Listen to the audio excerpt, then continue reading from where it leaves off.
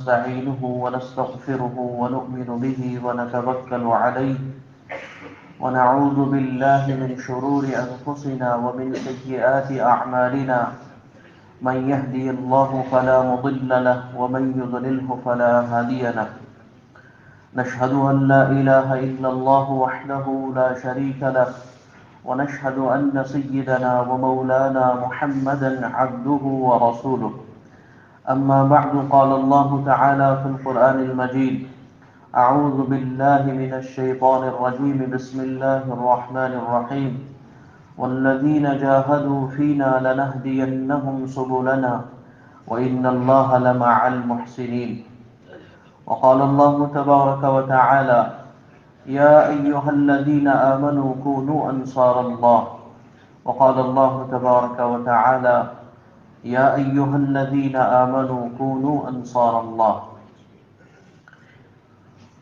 وقال النبي صلى الله تعالى عليه وسلم مثل ما بعثني الله من العلم والهدى كمثل الغيث أو كما قال عليه الصلاة والسلام.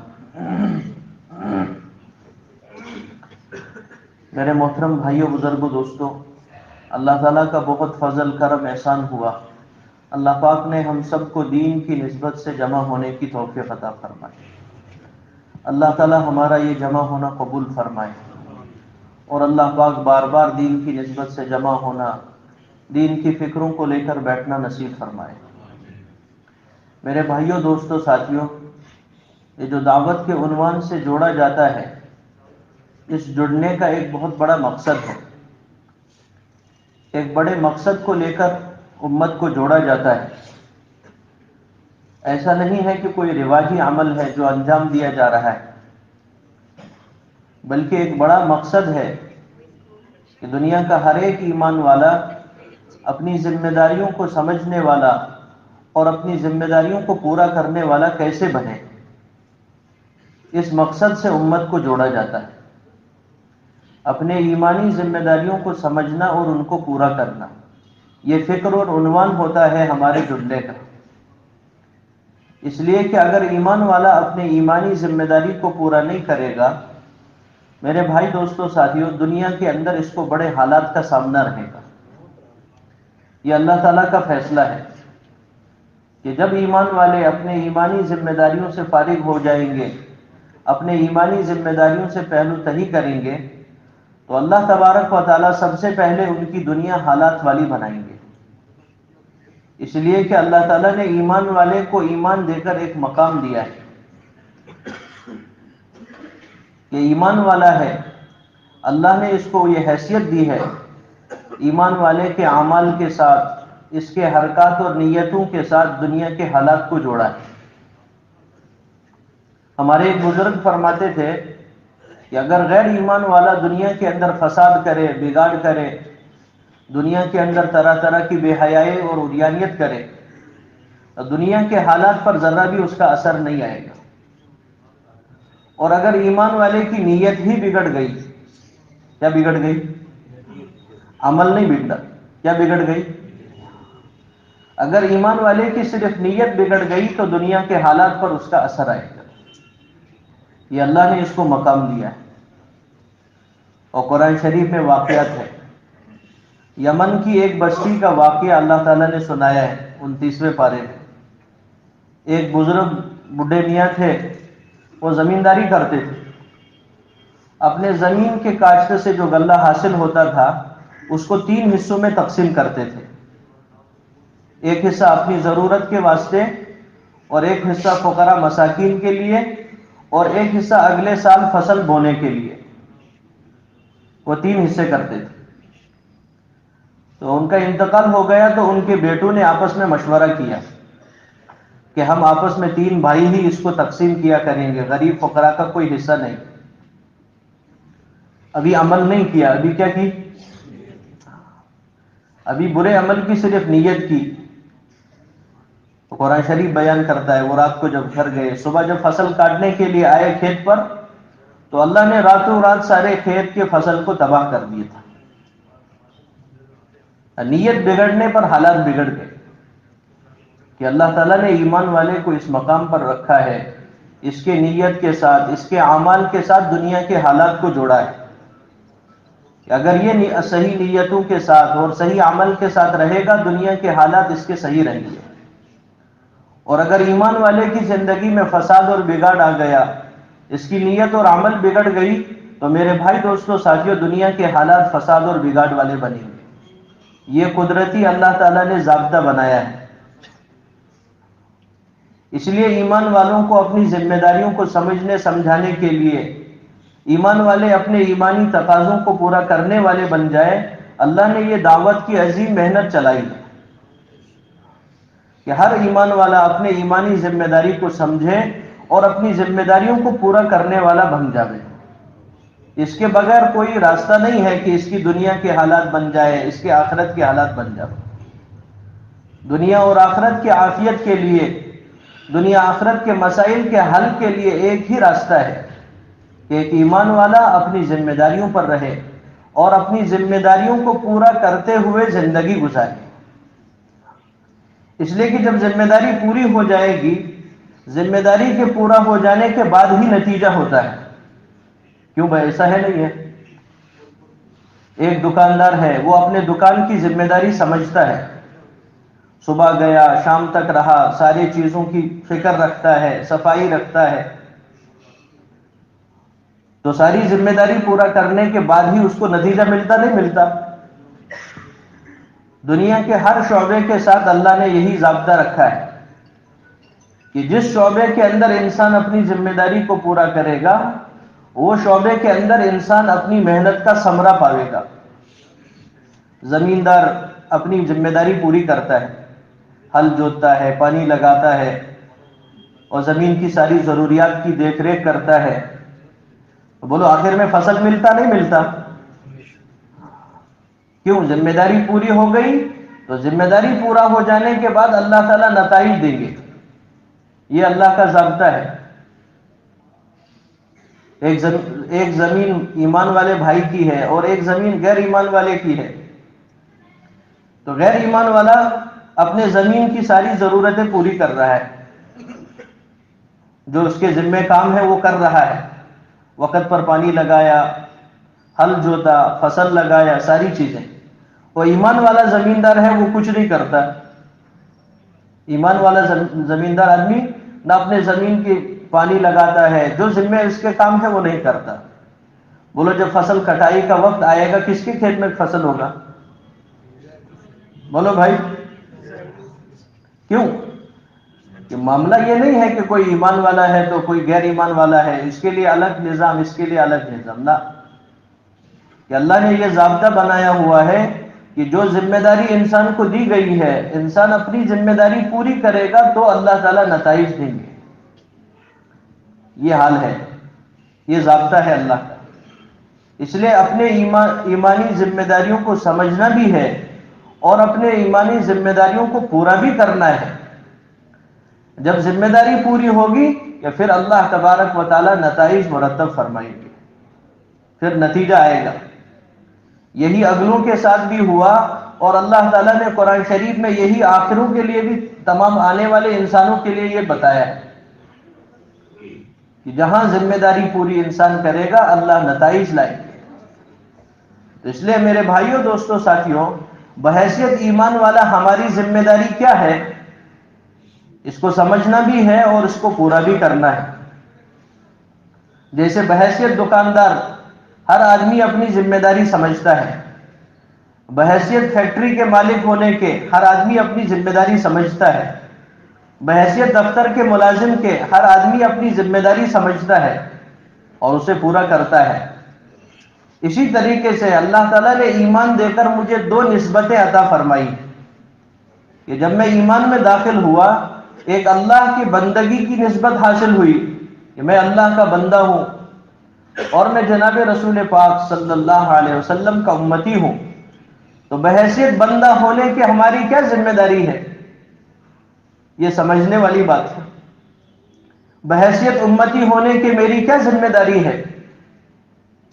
آدمی سوچے کہ میں گھر میں 2 بچوں کا باپ ہوں، 3 بچوں کا باپ ہوں، تو میں اپنی ذمہ داری سمجھتا ہوں نہیں سمجھتا ہوں؟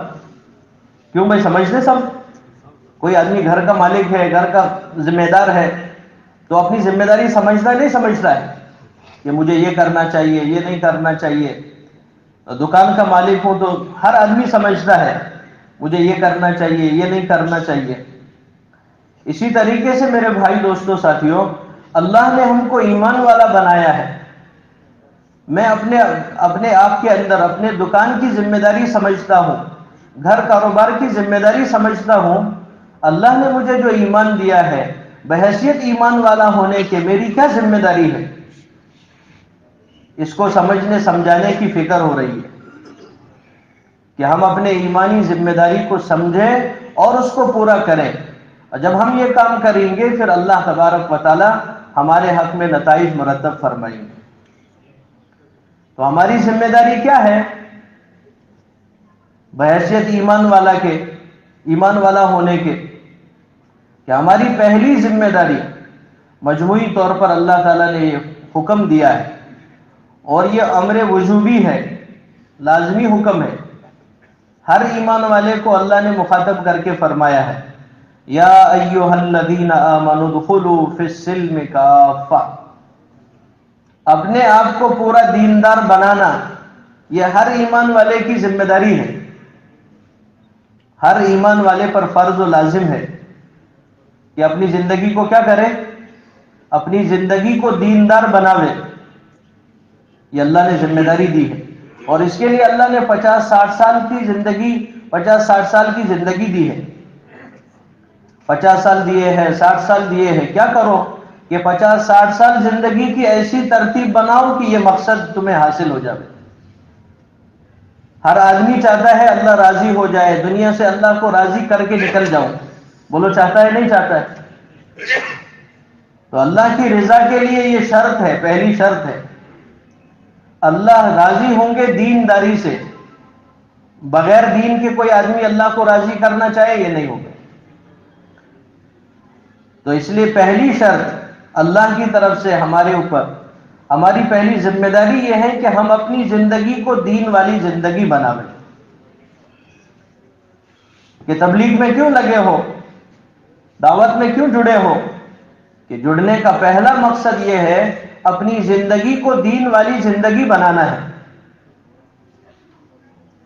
اور دین والی زندگی کسے کہتے ہیں؟ آج میرے بھائیوں، دوستوں، ساتھیوں، امت کے اندر دین کا غلط اور ناقص تصور ہونے کی وجہ سے لوگ دھوکے میں ہیں. کوئی آدمی نماز 5 پڑھ رہا ہے، وہ سمجھتا بس اتنا ہی میرے حق میں ہے، بس ہو گیا کام.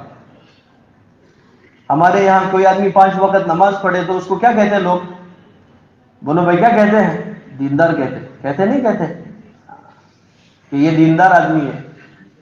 اور کوئی داڑھی ٹوپی رکھ لے تو اس کو اللہ والا کہتے ہیں. بھائی کہتے نہیں کہتے؟ کوئی داڑھی ٹوپی رکھ لے، شرعی وضاحت رہے تو اللہ والا ہے، نماز پڑھے تو دیندار ہے. یہ ناقص پیمانے ہیں. اللہ تبارک و تعالیٰ کی طرف سے جو مطالبہ ہے کہ ساری زندگی دین والی ہو. علماء نے لکھا ہے کہ 5 شعبوں کے اندر اطاعت ہو. کتنے شعبوں میں؟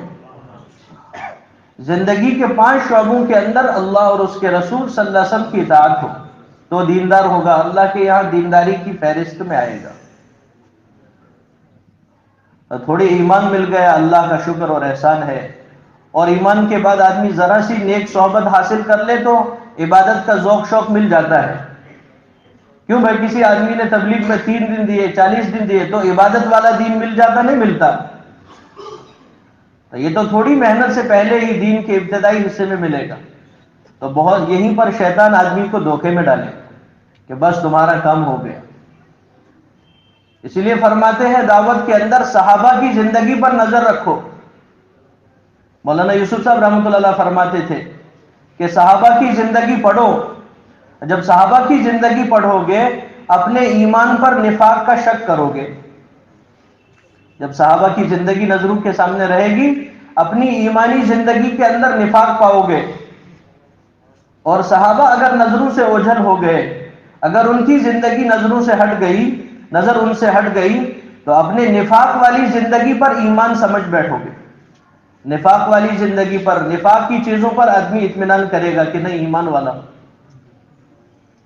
اسی لیے قرآن نے بھی کہا کہ یہ صحابہ ہدایت کے چراغ ہیں، ان کی طرف دیکھو.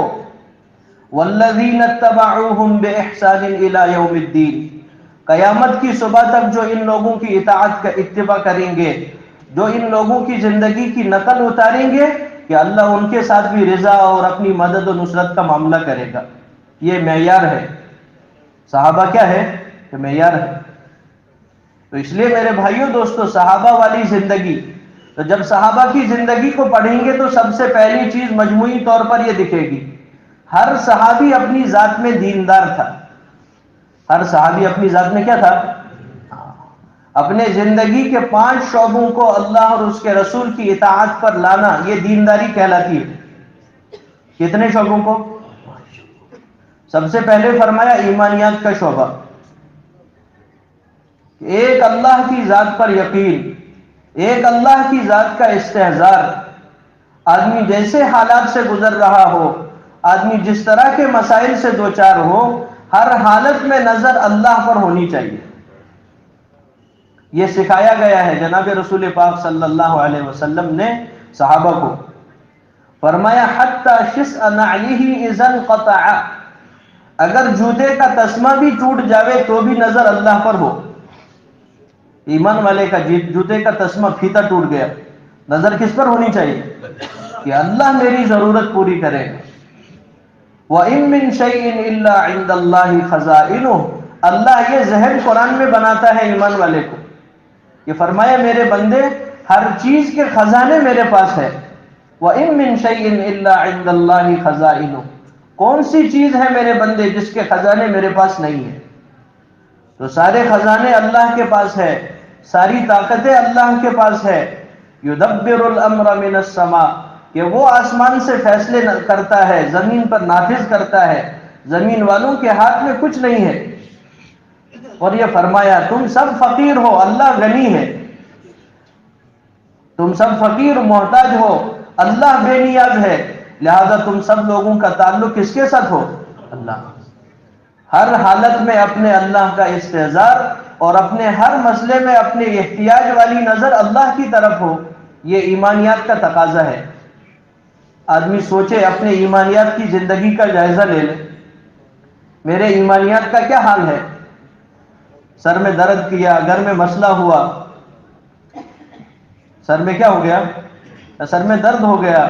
بولو پہلے پیرسٹمال پر نظر جاتی ہے یا اللہ پر؟ انکار نہیں ہے، لیکن آدمی اپنے ایمانیات کا جائزہ لیتا ہے. آدمی دیکھے کہ میرے ایمان کے ساتھ میرا ایمان کس درجے کا ہے. آدمی لوگ صدیوں تک تھک جاتے علاج کرتے کرتے، اس کے بعد اللہ کی طرف دھیان جاتا ہے. یہ ایمان کی ضعف کی علامت ہے، یہ ایمانیات کی کمزوری کی علامت ہے. اس لیے ایمانیات کے اندر، ایمانیات کا تقاضا یہ ہے آدمی اس یقین کے ساتھ جیے، جہاں جس شعبے میں رہے، جس محنت میں رہے، کہ میرے شعبے کا نفع اور نقصان کا فیصلہ کرنے والا کون ہے؟ اللہ ہے. یہ ایمانیات ہے. اس سے بعد دوسرا شعبہ عبادات کا ہے. کون سا شعبہ؟ عبادت. مسلمان ہو، ایمان والا ہو اور بغیر نماز کے ہو، یہ کہیں کتابوں میں نہیں ہے. کیوں بھائی ایسا ہے کہیں؟ آپ حدیثیں پڑھو گے، حدیث کی بڑی کتابیں دیکھو گے، سیرت صحابہ سارے دور کو پڑھو گے، ایمان والا ہو اور بغیر نماز کے ہو ہی نہیں سکتا. یہ چیز نہیں ملے گی. یہ چیز اس دور میں نہیں ملتی ہے. یہ تو اللہ معاف کرے کہ آج کے دور میں اس طرح کے حادثات، اس طرح کی یہ چیزیں دیکھنے کو ملتی. ایمان والا بھی ہے اور ہفتوں مسجد سے بھی چھوٹا رہتا ہے. وقت کی عبادت، نماز کا وقت آیا کہ ایمان والا اسے پورا کرنے والا ہو. روزہ زکات کا حکم آیا، حج کا حکم آیا تو اس کو پورا کرے. عبادت کی لائن کا دین، اس کے اپنے فائدے ہیں. حدیث شریف میں فرمایا کہ 5 وقت نماز مسجد میں پڑھنے کا اہتمام جو کرے گا، اس کا سب سے بڑا فائدہ کیا ہے؟ سب سے بڑا فائدہ فرمایا کہ مرتے وقت اسرائیل علیہ السلام اس کو کلمے کی تلقین کریں گے. مر رہا ہے تو اسرائیل علیہ السلام یہ ملک الموت ہی اس کو کیا کریں گے؟ کلمہ پڑھ تیری روح قبض کرنی. کہ یہ عبادات کی لائن کا دین کہلاتا ہے. اسی طرح معاملات اور معاشرت، لین دین، حلال و حرام کی تمیز اور معاشرت، گھر والوں کے ساتھ کیسے رہنا، ماں بھائی بہن کے ساتھ کیسا رہنا، یہ دین کا شعبہ ہے، معاملات کی لائن کا دین۔ حضرت مولانا یوسف صاحب رحمۃ اللہ علیہ فرماتے تھے، لوگ محنت کر کے ایمانیات اور عبادات کی لائن کا دین حاصل کر لیتے ہیں، لیکن اپنے معاملات اور معاشرت کی لائن کا دین نہ سیکھ کر کے اس کو برباد کرتے ہیں۔ ایمان بھی آ گیا، عبادت بھی آ گئی، لیکن معاملات میں گڑبڑ ہے تو کیا ہوگا کہ عبادتیں حق والے لے جائیں گے۔ حدیث شریف میں فرمایا، حضور صلی اللہ علیہ وسلم نے فرمایا، کل قیامت کے دن ایک آدمی کو بدکاروں کے صف میں کھڑا کیا جائے گا، وہ فرشتوں سے کہے گا میں نے تو کبھی ایسا کیا ہی نہیں ہے، مجھے ان کے ساتھ کیوں رکھ رہے ہو؟ تو اس کو جواب دیا جائے گا کہ تو نے فلانی زانی کا حق کھایا ہوا ہے، تو اس کے بدکاری کا گناہ تیرے سر آ گیا ہے کہ تیرے پاس نیکی نہیں بچی کوئی دینے کی۔ اس لیے عبادتیں کرنے کے بعد اگر معاملات کی لائن کا دین صحیح نہیں ہے تو عبادتیں ضائع ہوں گی، عبادتیں کیا ہوں گی؟ ضائع ہوں گی۔ آج میرے بھائی دوستو ساتھیوں، امت کے اندر اگر کسی قدر ایمانیات اور عبادت کی لائن کا دین ہے بھی، لیکن معاملات کے اندر آدمی دیکھے تو دین کا تصور بھی نہیں کہ ہماری دیانتداری، ہمارے سچائی، حلال کھانے کا اہتمام، یہ دین کا بڑا شعبہ ہے۔ اور معاملات کے لائن کے تعلق سے فرمایا معاملات کے لائن کا دین ایسا ہے کہ اگر اس میں بگاڑ ہے، آدمی ناحق کھاتا ہے، آدمی حرام اور دوسروں کے حقوق ہڑپ کرتا ہے، تو فرمایا کہ اس کا سزا دنیا میں بھی بھگتنا پڑے گا اور آخرت میں بھی۔ دو لائن کے گناہ ہوں گے تو اس کا سزا دونوں جہانوں میں ہوگا، ایک معاملات، دوسرا معاشرت۔ فضائل میں لکھا حضرت شیخ رحمۃ اللہ علیہ کہ وہ آدمی جو ظلم کرتا ہے، زیادتی کرتا ہے، اور وہ آدمی جو رشتوں کو نہیں نبھاتا ہے، تو یہ دو گناہ ایسے ہیں کہ دنیا میں بھی اس کا خمیازہ بھگتنا پڑے گا اور آخرت کے اندر بھی۔ تو ہمارے معاملات کی لائن کا دین، حلال و حرام کی تمیز کے ساتھ آدمی زندگی گزارے۔ آدمی کمائی کرتا ہے اپنی راحت کے لیے، کس لیے کماتا بھائی؟ کہ راحت ہو، سہولت ہو جائے، لیکن جس وقت حرام لائن سے کرے گا تو اللہ تعالیٰ اس مال سے وہ تاثیر ہی کھینچتے ہیں۔ یہ حرام کما لیا، اب یہ کروڑوں بھی کمائے گا تو اب اس کو وہ مال راحت اور اطمینان کا ذریعہ نہیں بنے گا۔ اس لیے معاملات کی لائن میں بھی اللہ رسول کی اطاعت، اور معاشرت کی لائن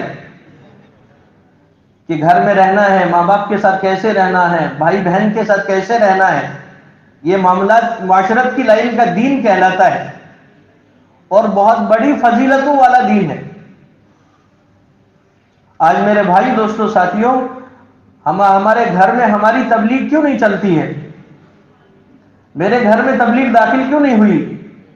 اس لیے کہ میری معاشرت صحیح نہیں ہے کہ بیوی کے ساتھ کیسے رہنا ہے، ماں باپ کے ساتھ کیسے رہنا، یہ دین سیکھا ہی نہیں، کہنا سننا ہی چھوڑ دیا، بلکہ لوگ حیرت کی نظروں سے دیکھتے ہیں اگر اس لائن کے دین کی باتیں ہوتی ہے تو۔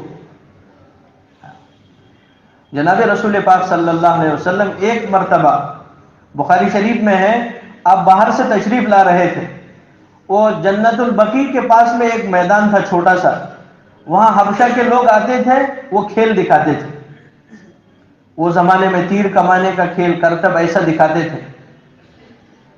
حضور جب باہر سے تشریف لائے تو دیکھا کہ وہ کھیل چل رہا ہے، اور گھر میں آئے، حضرت اماں عائشہ رضی اللہ عنہا سے پوچھا، عائشہ کھیل دیکھنے چلو گی؟ کیا فرمایا؟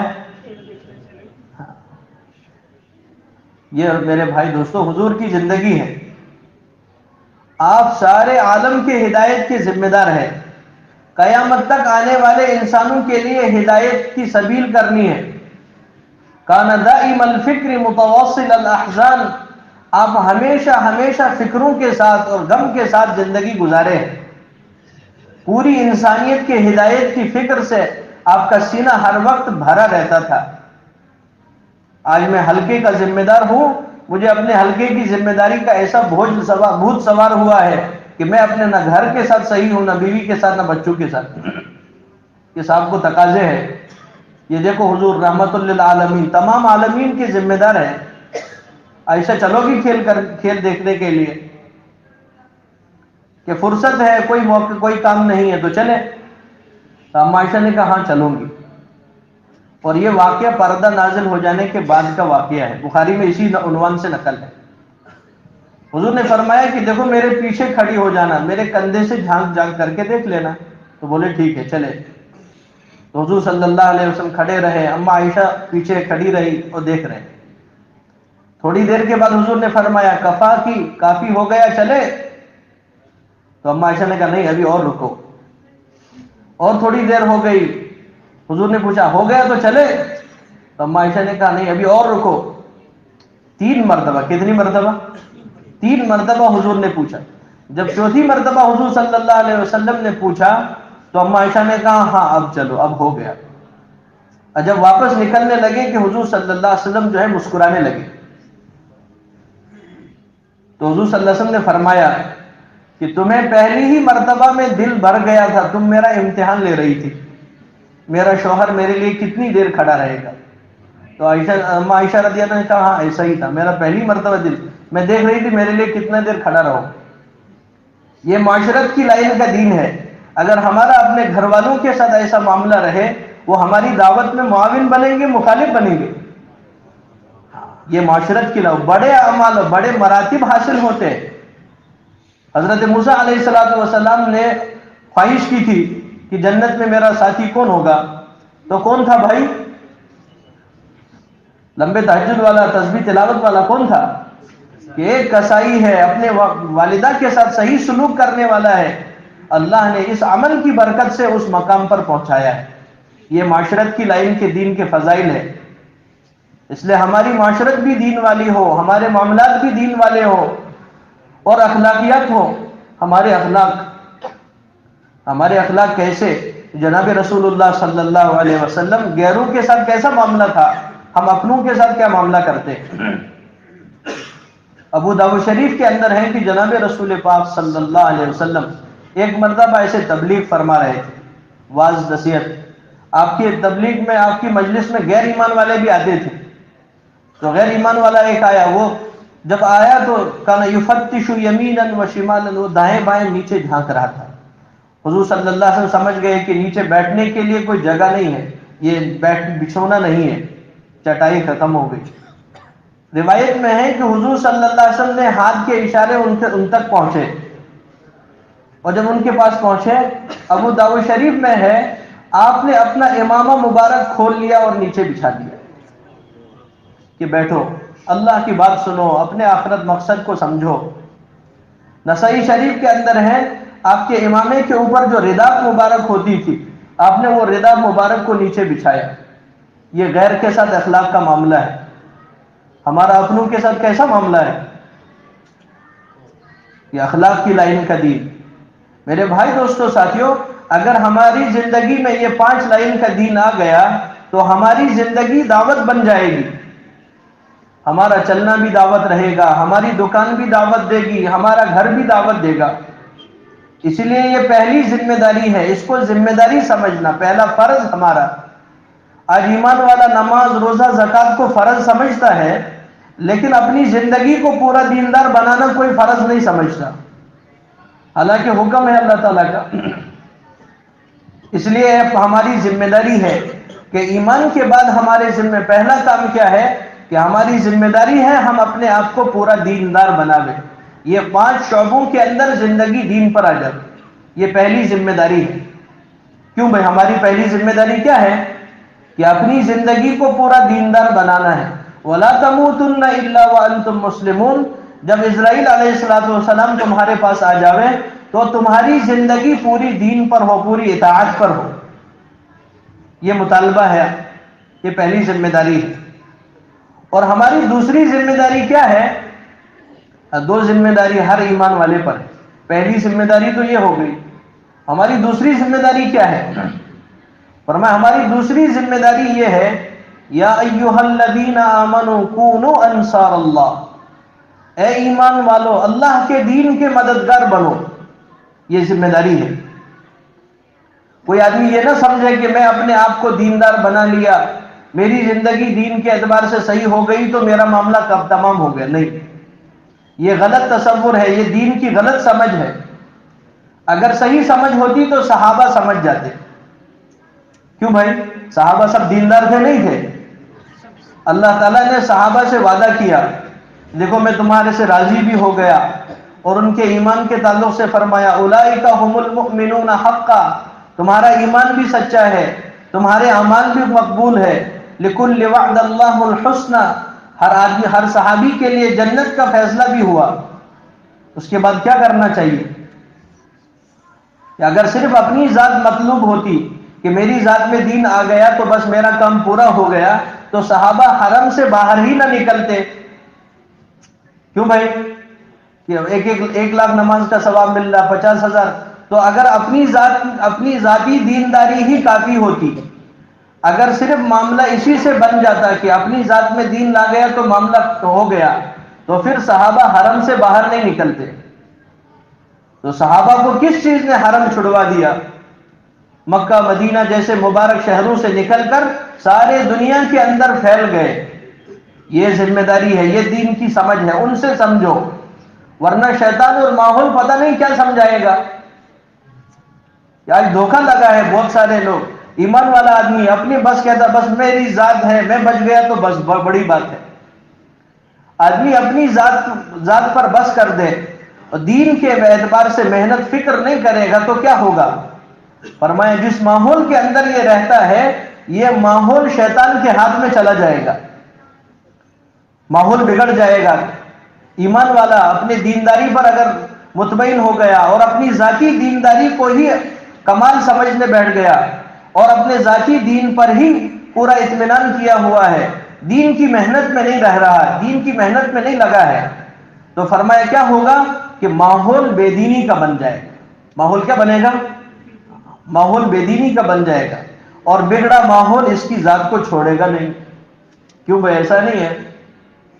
کتنا سے کتنا بڑا اللہ والا ہو، بزرگ ہو، بگڑتا ماحول اپنا اثر چھوڑ دیتا ہے. یہ ماحول عمومی کا ڈنڈا چلاتا ہے. ابھی سردی کا ماحول بن گیا، بولو بزرگ صاحب کو لگتی ہے نہیں لگتی؟ بولو لگے گی، سب کو یہ نہیں لگے. سردی کا ماحول ہے، ڈاکٹر صاحب کو بھی لگے گی، مولوی صاحب کو بھی لگے گی، انجینئر سب صاحب کو لگے گی. ماحول کا قانون عمومی ہے.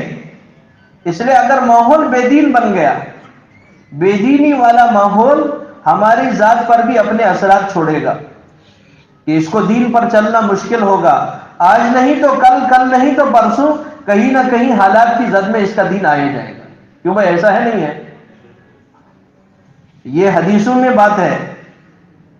اس لیے رسول پاک صلی اللہ علیہ وسلم نے فرمایا المرء علی دین خلیلہ، آدمی اپنے دوست کے دین پر ہوتا ہے. کہ دیندار آدمی ہے، اگر بے دین دوست کے ساتھ چلے گا تو اس کا دین خلط ملط ہو جائے گا. دیندار آدمی ہے، اگر ماحول پر محنت نہیں ہے، ماحول موافق نہیں ہے، تو کہیں نہ کہیں اپنے دین کے اعتبار سے نرم پڑ جائے گا. تو یہ حدیثوں میں ماحول کا اثر آئے گا آپ کے دین پر، ماحول کی چیزوں کا اثر آپ کی طبیعت پر. آدمی جس طرح کی چیزوں کے اندر رہے گا اس طرح کی طبیعت پر اثر آئیں گے، دین پر اثر آئے گا. حضور صلی اللہ علیہ وسلم نے فرمایا اونٹ اور گھوڑے پالنے والوں کے اندر شدت ہوتی ہے اور بکری پالنے والوں کے اندر عاجزی ہوتی ہے. کیوں بھائی؟ کہ بکری کے اندر عاجزی والی صفت ہے اور وہ ماحول میں رہ رہا ہے تو وہ طبیعت پر اثر آ گیا.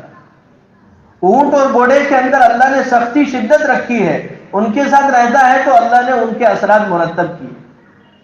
یہ اللہ کا قانون ہے. ماحول، آدمی ہر وقت ماحول سے متاثر ہوتا ہے، ماحول کے اثرات لیتا ہے. اس لیے آدمی اگر انفرادی ذاتی دین پر مطمئن ہو کر کے بیٹھ گیا، ماحول بے دین بنے گا اور بے دینی والا ماحول آپ کی زندگی کو چھوڑے گا نہیں. آپ دیکھیں صحابہ حضور پاک صلی اللہ علیہ وسلم نے صرف افراد پر محنت نہیں کی ہے، آپ نے افراد پر محنت کی، افراد کو بنایا بھی ہے.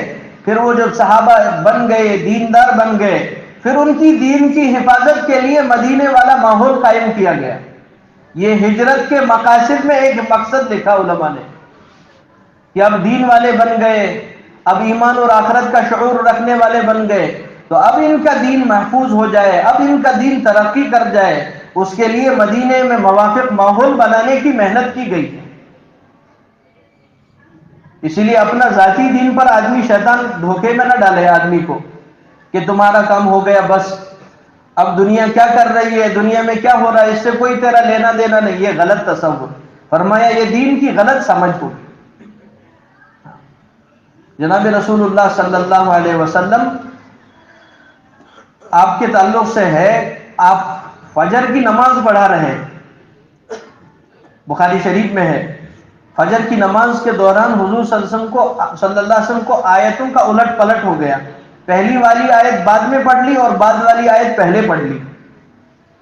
آپ نے سلام پھیر لی، سلام پھیرنے کے بعد پوچھا الیس فیکم ابن ام معبد، ابن مسعود موجود نہیں ہے؟ انہوں نے عرض کیا حضرت میں موجود ہوں۔ تو حضور نے فرمایا اگر آیتوں میں الٹ پلٹ ہو گیا تم نے لقمہ کیوں نہیں دیا؟ تو ابن مسعود رضی اللہ عنہ نے عرض کیا حضرت پکڑ تو لیا تھا میں نے، اونچ نیچ ہو گئی، سمجھ میں تو آ گیا تھا، لیکن ساتھ میں یہ خیال آ گیا قرآن تو آپ پر نازل ہوا ہے، ہو سکتا ہے رات میں ترتیب بدل گئی ہو اور میں اگر لقمہ دے دوں تو بے ادبی ہو جاتی۔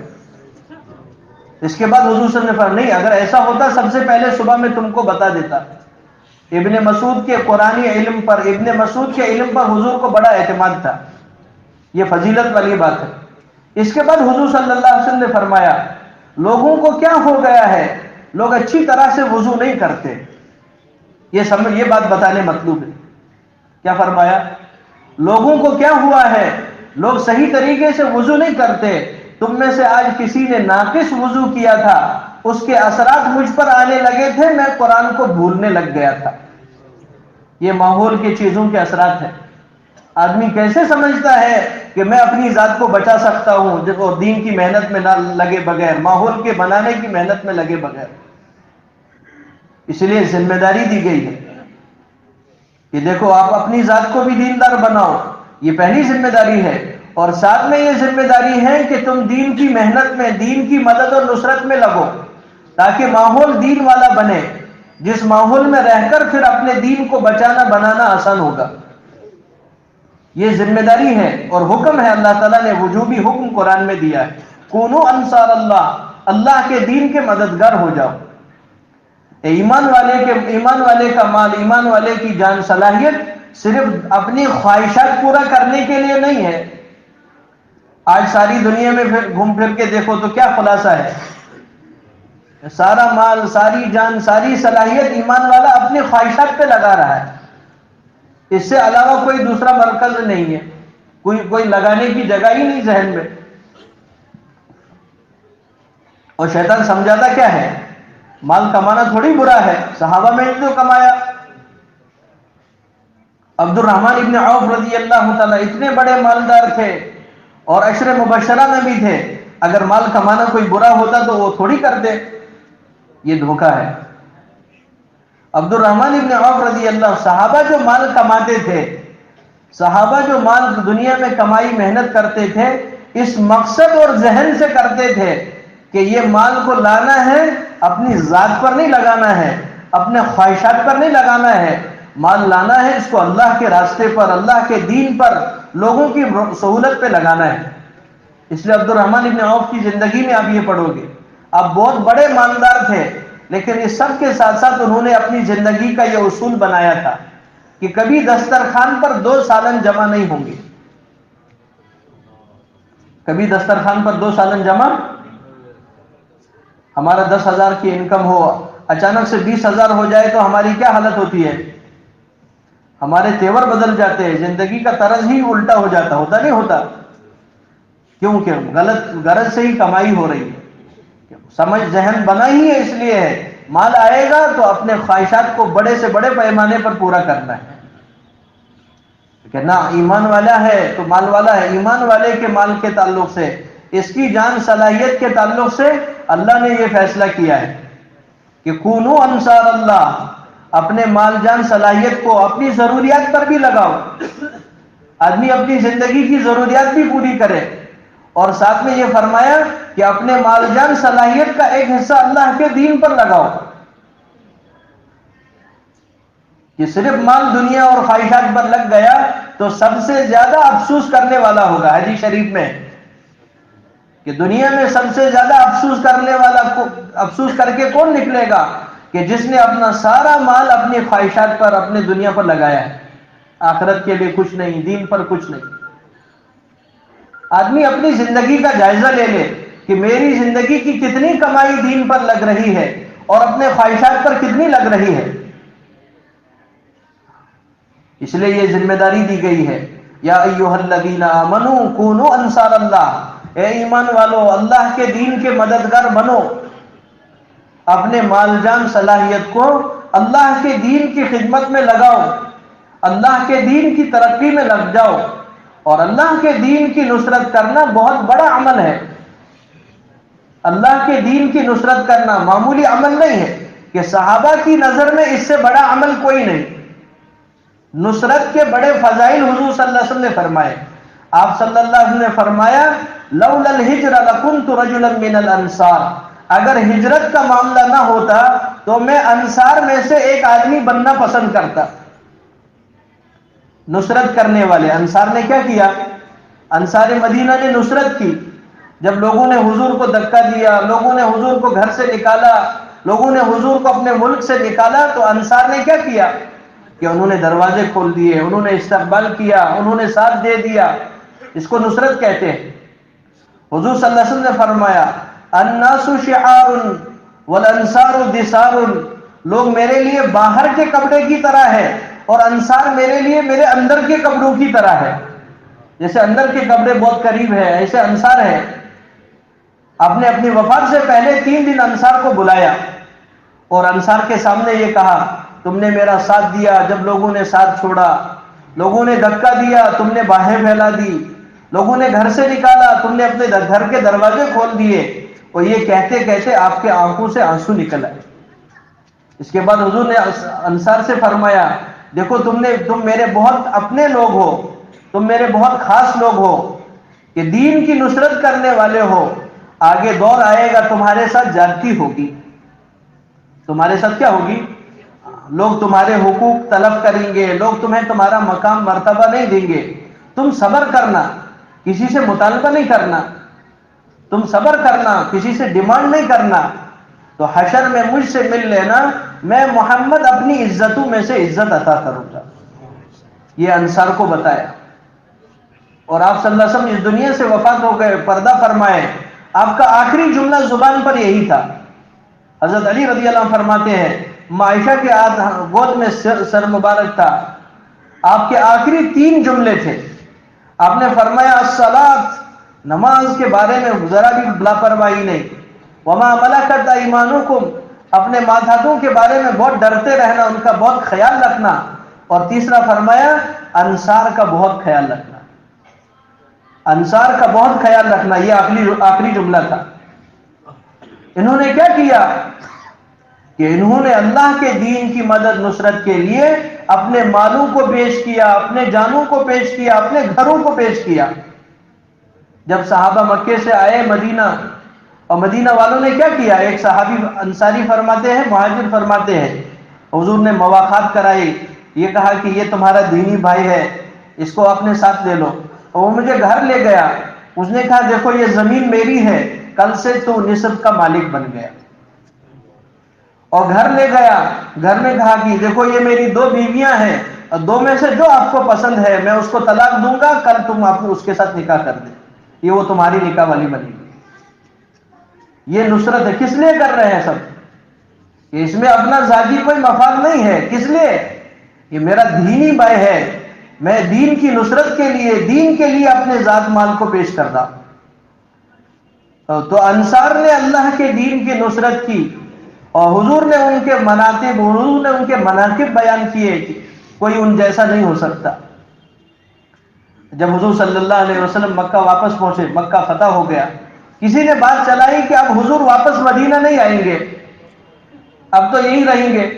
وہ تو اس وقت حالات ویسے بن گئے تھے، اسی لیے مجبوری میں ادھر جانا پڑا.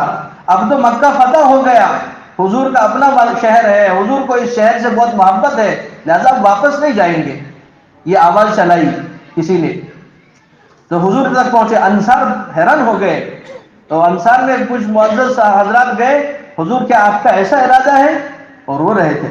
حضور صلی اللہ علیہ وسلم نے دیکھا, حضور نے فرمایا نہیں, ہرگز ایسا نہیں.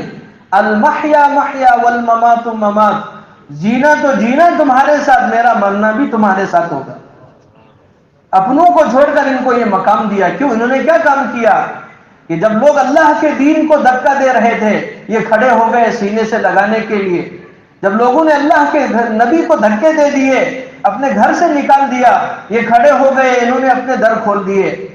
جب لوگ دین والوں کو نفرت کی نگاہوں سے دیکھ رہے تھے, شریعت سنت کو غلط نظروں سے, یہ کھڑے ہو گئے, انہوں نے اپنی زندگی کو پیش کر دیا, اپنے مال و ملکوں کو پیش کر دیا. یہ دعوت کی محنت میں لگا ہوا آدمی اپنے آپ کو انصار سمجھے کہ میں نصرت کرنے والا ہوں. آج کا معاملہ بھی وہی ہے. آج حضور کی شریعت کو لوگ دھکا دے رہے ہیں, حضور کی سنتوں کو لوگ زندگیوں سے نکال رہے ہیں, لوگ دین کے تعلق سے استغنا برت رہے ہیں, ہر جگہ سے پرایا والا معاملہ ہے. یہ طبقہ کھڑا ہو جائے, ایمان والے کو یہ فکر دعوت کے ذریعے سے دی جاتی ہے کہ یہ ہمارا ساتھی کھڑا ہو جائے اور اپنے گھر کے دروازے کھول دے کہ میں حضور کی سنت کو اپنی زندگی میں بساؤں, میں حضور کے دین کو اپنے گھر کے اندر سجاؤں, اور میں حضور کی دین کی دعوت لے کر اللہ کے دین کا مسافر بن کے گلی گلی پھروں. یہ انصار والا معاملہ ہے. ہجرت کا دروازہ بند ہو گیا.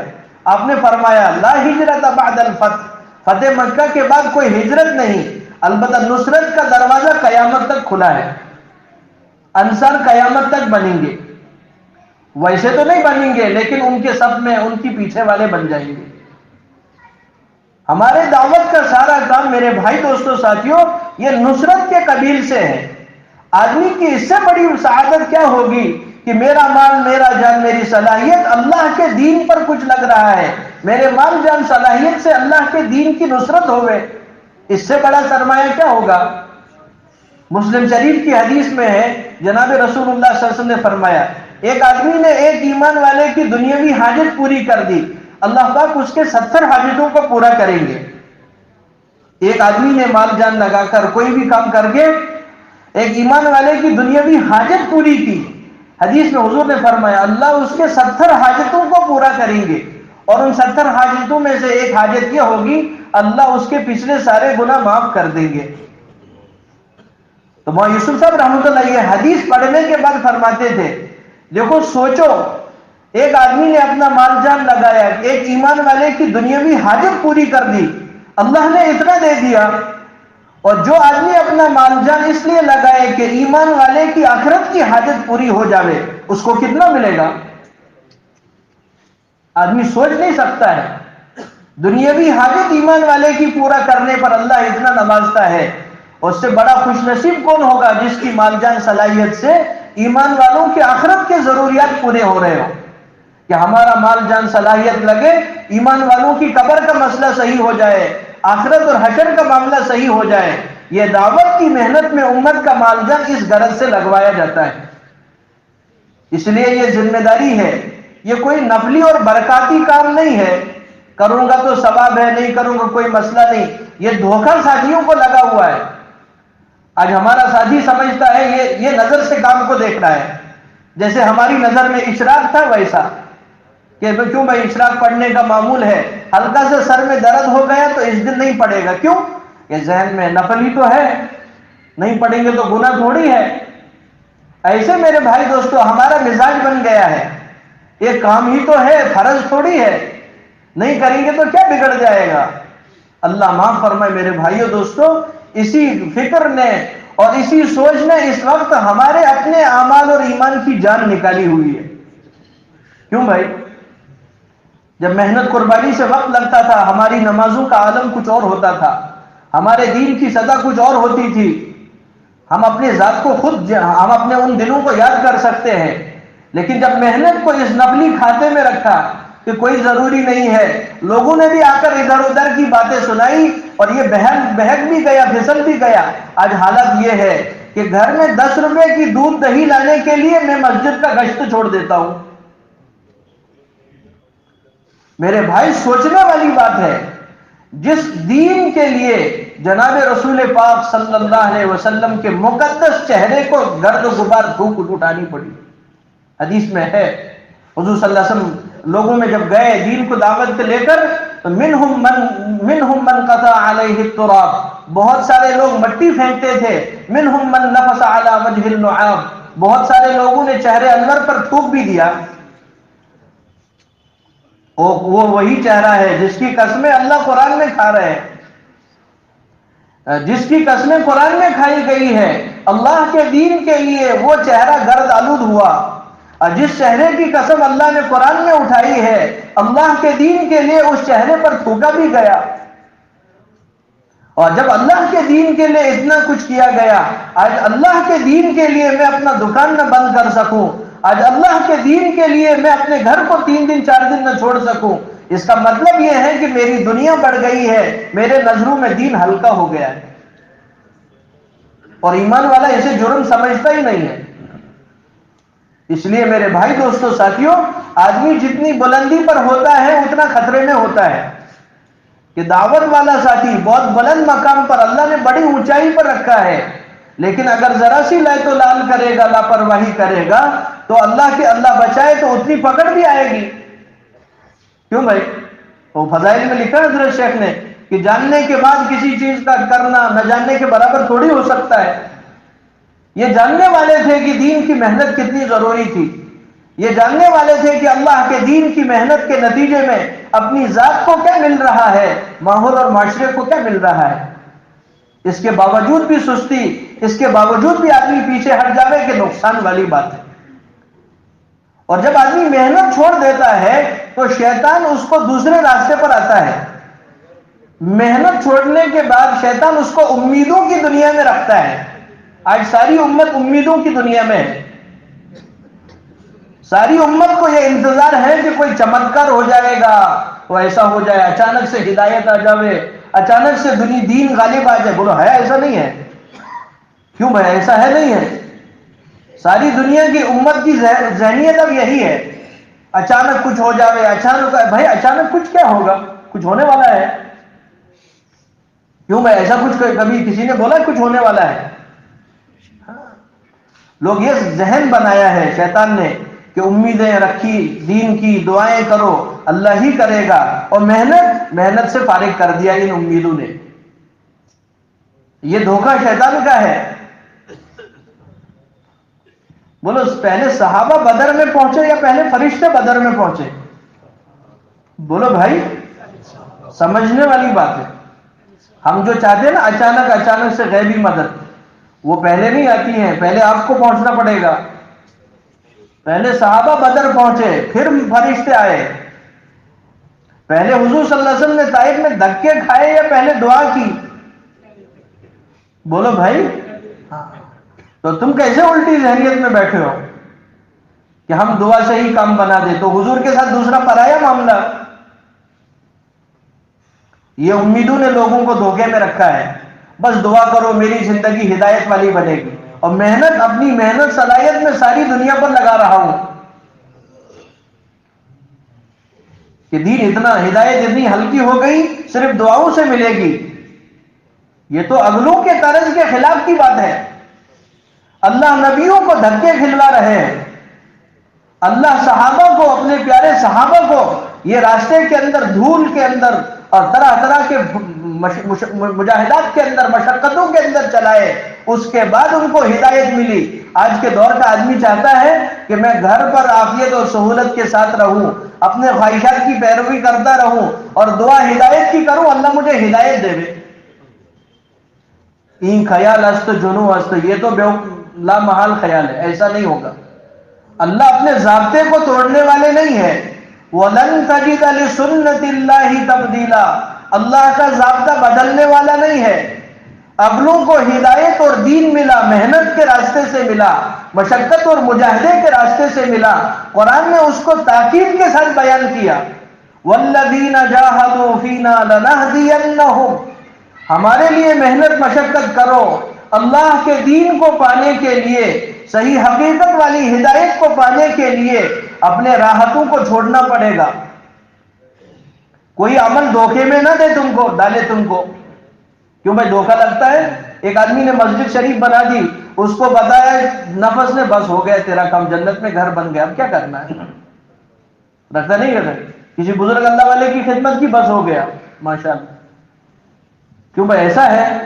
ابو ایوب انصاری رضی اللہ تعالیٰ عنہ واحد صحابی ہے، بہت بڑا عمل اس کے پاس ہے. انہوں نے رسول پاک صلی اللہ علیہ وسلم کی خدمت 6 مہینے کی ہے. کتنی؟ جب ہجرت کر کے آ گئے، اونٹنی کہاں رکی تھی؟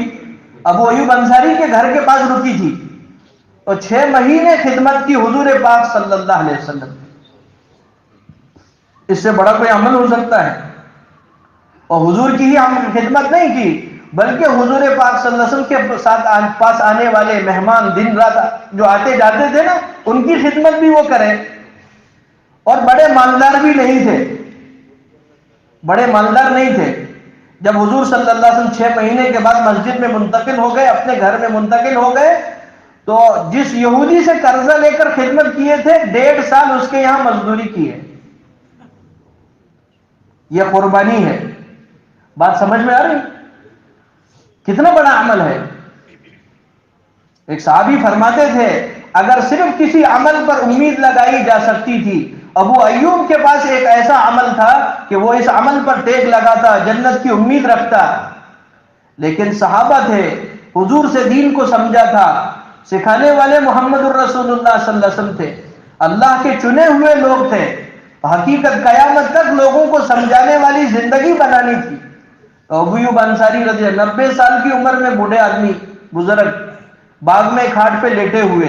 ایک جماعت اللہ کے راستے میں جا رہی تھی، اور گھوڑے چلنے کی آواز آئی، ان کو روک دیا. اور رکو، کہاں جا رہے ہو؟ انہوں نے پہچانا کہ بزرگ بڑے ہمارے بڑے ہیں. ان کے پاس گئے، کہا کہاں جا رہے ہو؟ کہا ہمارا اللہ کے راستے میں جانا ہے، فلانی ملک کا ہمارا طے ہوا ہے. تو ابو ایوب انصاری کے آنکھوں میں آنسو آ گئے. کہا مجھ پر رحم کرو، مجھے بھی ساتھ لے چلو. 90 سال کی عمر، اور تمنا کیا ہے کہ اللہ کے راستے میں ساتھ لے چلو. اور وہ جماعت کے امیر نے عرض کیا آپ بیمار ہیں، آپ اللہ کے راستے میں کیا کریں گے؟ وہاں دشمنوں سے مقابلہ بھی ہو سکتا ہے، وہاں اور بھی مسائل ہو سکتے ہیں. تو انہوں نے کہا کہ دیکھو اگر تم مجھے بڑا مانتے ہو، مجھ پر احسان کرو، مجھے ساتھ لے چلو. اگر میری موت راستے میں آ گئی، میری لاش کو پھینکنا نہیں، میری لاش کو اپنے ساتھ رکھنا. میری لاش کو اپنا، ایسا کیوں کہہ رہے ہو؟ تاکہ میں اللہ کے یہاں یہ کہہ سکوں یا اللہ زندہ تھا تو بھی تیرے راستے میں چلا، مر گیا تو لاش بھی تیرے راستے میں چل گئی، اور دفن ہوا تو تیرے راستے میں دفن ہو گیا. کہ مجھے اللہ کے سامنے اس طرح میں جو پیش ہونا ہے، یہ صحابہ سمجھتے تھے. آج ایمان والا میرے بھائی دوستو ساتھیو، اس کے ذہن میں ہی دین کے لیے یہ محنت کا تصور نہیں. یہ محنت چھوڑ دینے کی وجہ سے، یہ دعوت کی محنت جو مجاہدے کی محنت تھی، اس سے ذرا سی پہلو تہی کرے گا تو سہولت اور امید کی دنیا میں آئے گا. ہمارے مولانا سید احمد خان صاحب رحمۃ اللہ علیہ فرماتے تھے امت کے اندر 3 طبقے ہیں. کتنے طبقے؟ 3 طبقے. فرمایا پہلا طبقہ یہ ہے جو دین کو زبان میں جگہ دیا ہے. دین کے لیے زبان، ڈیبیٹنگ کا وقت آ جائے تو گھنٹوں ڈیبیٹنگ کریں گے، میڈیا اور پتہ نہیں کن کن ذرائع پر. اور ان کی ذاتی زندگی پر نظر ڈالو تو صاحب کی زندگی نماز سے بھی محروم.